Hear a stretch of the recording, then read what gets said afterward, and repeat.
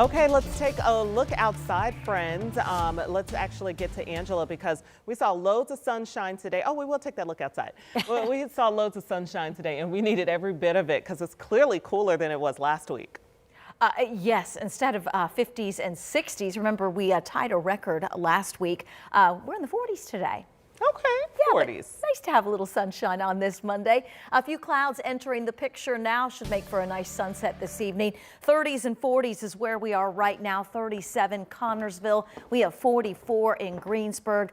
41 in Crawfordsville and 41 degrees Bunker Hill. Yes, it is going to be a really nice sunset this evening. Coming downtown, Pacers taking on the Celtics. That is a 7:30 tip this evening. Evening temperatures will be in the upper 30s and low 40s with just a few clouds, but dry as you come downtown, dry as you head home. As we look ahead to tomorrow morning, early morning temperatures warrant a coat. Yes, low to mid 30s, but you'll be able to shed a couple of layers tomorrow afternoon. We're forecasting highs in the upper 40s and low 50s. Morning sunshine will give way to increasing clouds come tomorrow afternoon. High temperatures tomorrow for most of us will end up close to 50, if not a couple of degrees higher than that. But I do want to warn you that 6 to 10 day temperature outlook is cold for the eastern, almost half of the country. This includes central Indiana. In addition to the cold air returning, several snow chances to track. We'll do that in the 7-day in just a few minutes. And we got to get to that breaking news we're following tonight at 5. A crash on I-70 near Harding Street on the southwest side of Indianapolis. Earlier today, we did see EMS crews just a few minutes ago, actually, EMS on site, which signals that there could be some injuries. Multiple eastbound lanes are closed right now. 2 of the left lanes that are closed in the eastbound direction. So the traffic that is coming into downtown, that's what you can see right here. Slow down, as you can see the records there more in the median area. So this is slowing down traffic at 5:07 during this Monday evening rush. Keep an eye on it and let you know more as we learn more. In the meantime, tonight, the Marion County Jail, we've learned now, is at capacity. The sheriff says the state is not picking up inmates who they've already been sentenced to prison. But that's not the only reason. Ashton Hackman explains what else the sheriff says is driving overcrowding. Marion County Sheriff Kerry Forrestal says he's running out of options as the jail hits capacity. All 2,400 county-funded beds are full and more inmates keep coming. At least 175 of them are people already sentenced, waiting to be transferred to state prison. The Department of Corrections needs to take possession of their prisoners. They've been sentenced. They're not being held for court here.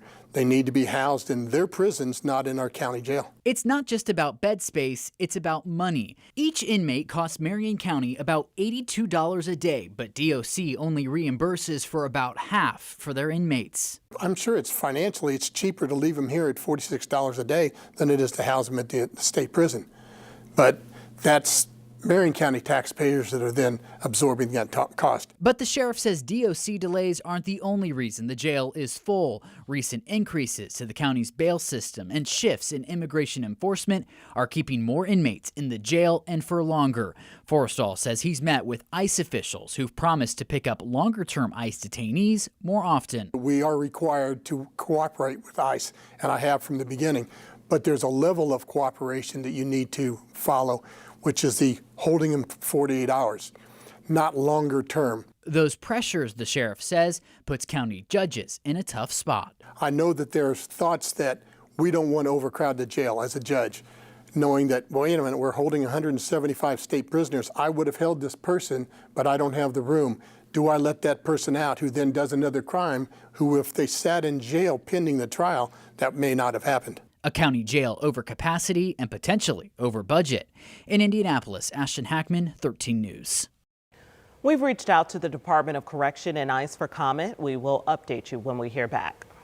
Tonight, the Marion County coroner is identifying a little 2-year-old boy who lost his life in a house fire on the south side over the weekend. His name is Isaiah Howell Jr., and he died in the fire over the weekend near Raymond Street and I-65 on Saturday night. Firefighters rescued the toddler from the second floor. That's where he was trapped in the structure. However, he did pass away shortly after he arrived at the hospital. Fire investigators are ruling the fire as an accident with electrical listed as a possible cause. An update tonight on Indiana Representative Jim Baird and his wife. You might remember they were recovering in the hospital following a car crash.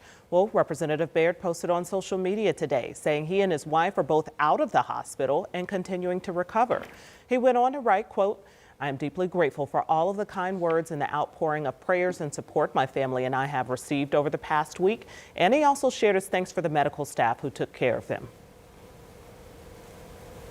In less than 3 months, Bobi says he already has been successful in fundraising, raising $1.8 million in his race to be the next Secretary of State in Indiana. He is the son of former Indiana Governor and Indiana Senator Evan Bayh. He also is the grandson of longtime Indiana Senator Birch Bayh. He's now running for the nomination for Secretary of State, along with Bargersville businesswoman and military vet Blythe Potter. The winner will take on incumbent Republican Diego Morales. Late last year, Morales declared about $900,000 on hand in his campaign account. He released a statement in the last half hour saying, quote, "Our campaign is confident that our numbers will show we have the resources necessary to win in November."